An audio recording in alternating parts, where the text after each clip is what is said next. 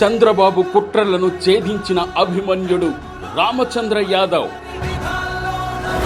BC ఉద్యమాన్ని అణచివేయడానికి రామచంద్ర యాదవ్ గారి ప్రాణంతో చంద్రబాబు చెలగాటం.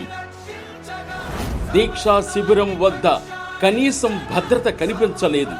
ప్రభుత్వం తరపున ఒక్క వైద్యుణ్ణి కూడా నియమించకుండా కుట్రలు. దీక్షకు ఒక్క రోజు ముందు బీసీ సంఘాలతో చర్చలు. దీక్షకు ఎవరూ వెళ్లకుండా బెదిరింపులు, అక్రమ అరెస్టులు, పోలీసుల దాడులతో ఉద్యమాన్ని అణచాలని చంద్రబాబు కుతంత్రాలు.